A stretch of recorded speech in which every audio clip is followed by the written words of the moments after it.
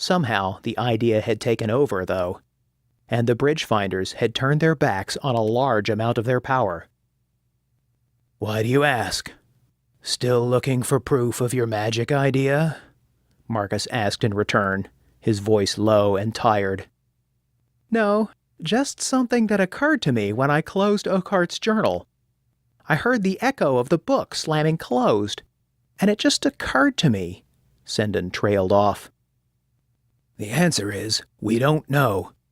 Or at least, I don't know. The question has been asked before, more than once. I will say that we've only had evidence of one echo that connects to our world. If there are others, they don't seem to connect to our world, at least directly." Suddenly Marcus stood and walked toward Sendon. His face, always sharp-edged, looked haggard now, drawn. "Your books in the Maker Wing may have more information." Marcus stopped in front of Sendon and spoke. "What I'm more interested in is why there hasn't been a single bridge formed in the last 2 weeks. Nothing. Not even the rare outlier. It's as if there isn't a single connection between the worlds, though we know there still are. The map says so. But the Slife hasn't tried, even once. Why?" Sendon shrugged. In truth, he wondered why as well. Eva has told him that she hadn't had to even try to stop anything, and for the last 2 weeks she'd been strengthening the barrier 24 hours a day, with no interference from the other side. She seemed pretty damn happy about it, as much as a clockwork contraption could be. "I don't know. Is that really a problem, though? Maybe she's trying to figure out what to do next. Maybe she's hurt or injured. Or maybe she's given up. Who cares? All that really matters is that she's not attacking us, right?" Sendon sat down in a chair covered with golden leaves. "Let's just enjoy the peace while it lasts."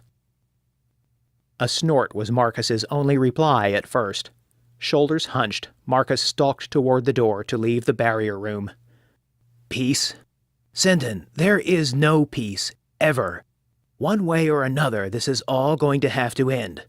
Marcus paused and turned towards Sendon, his eyes sunken and his voice even more worn than normal. "You don't get it, do you? At first, when you brought that machine back online, the one in your head, I was happy. Ecstatic, even. For the first time in an unknown number of years, we were going to be gaining ground. Or so I thought. But Sal died. You lived. That got me thinking. What would happen if you died? Would Eva keep working? Would it stop all over again? There are now just 3 of us left, Sendon. 3. Sendon didn't have an answer for him. Truthfully, he'd never considered it. What would happen if he died? But before he could ask Eva, Marcus continued speaking. "Sendon, Jasmine and I are the last of the born and raised Bridgefinders. We are it. You, while a maker, didn't grow up in this. You didn't have it drilled into you day in and day out just how hard this fight is. Sal didn't either. It's one reason he's dead. I should have made sure he understood that losing even one of us is far too many.